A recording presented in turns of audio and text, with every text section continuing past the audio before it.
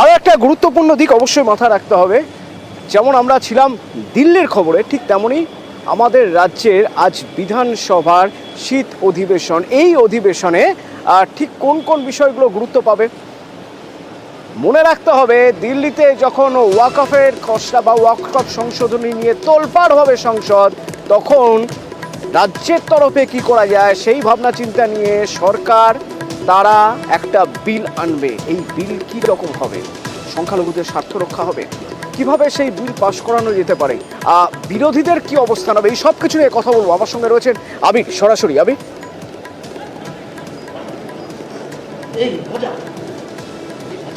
দেখো, প্রথমত হচ্ছে বিধানসভার অধিবেশনের ক্ষেত্রে বিল এবং প্রস্তাব বেশ কতগুলি থাকতে চলেছে। যে বিলগুলো নিয়ে আলোচনা হওয়ার কথা রয়েছে তার মধ্যে অবশ্যই প্রস্তাব আকারে ওয়াকফ থাকছে, এবং কেন্দ্রের তরফ থেকে যে বিলের প্রসঙ্গের কথা বলা হচ্ছে, কেন রাজ্য তার বিরোধিতা করছে বা শাসক দল কেন বিরোধিতা করার কথা বলছে, সেই সংক্রান্ত প্রস্তাবের বিষয় নিয়ে আলোচনা হওয়ার সম্ভাবনা।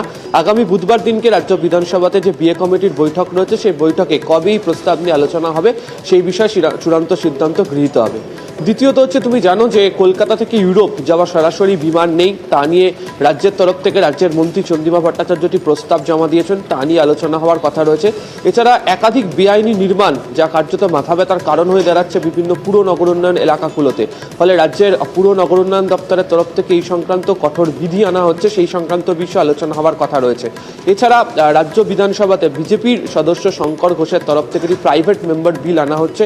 দীর্ঘদিন বাদে এই বিধানসভাতে কোনো প্রাইভেট মেম্বার বিল আসতে চলেছে, এবং ইস্যু হচ্ছে শিশুদের সুরক্ষা, শৈশব সুরক্ষা, এই সংক্রান্ত বিষয় নিয়ে তা নিয়েও এখনো পর্যন্ত আলোচনা হওয়ার সম্ভাবনা। তবে এর পাশাপাশি সর্বাধিক যেটা গুরুত্বপূর্ণ জায়গা আমি একটু ধরতে চাইবো বা তোমার মাধ্যমে একটু জেনে নিতে চাইবো।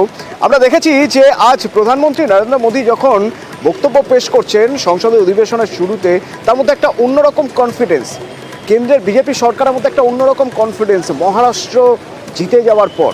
তো এই যে উপনির্বাচন হলো, সেখানে 6-6 হওয়ার পর শাসক দলের, এ রাজ্যের শাসক দলের মধ্যেও কি সেরকম একটা আত্মবিশ্বাসের ছবি দেখা যাবে বলে মনে হয় এবারের এই বিধানসভা অধিবেশনে?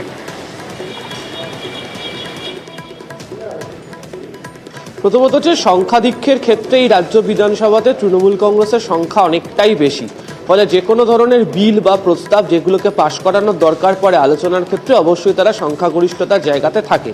কিন্তু সাম্প্রতিক সময়, বিশেষ করে গত বিধানসভার ক্ষেত্রেও যখন অপরাজিতা বিল পাশ করানো হচ্ছিল, তখনও বিরোধীদের বিভিন্ন প্রশ্নের সম্মুখীন হতে হচ্ছিল শাসক দলকে, এবং বিশেষ করে আরজিকর ঘটনার প্রেক্ষিতে যে প্রশ্নগুলো বারবার ধরে উঠতে শুরু করেছিল।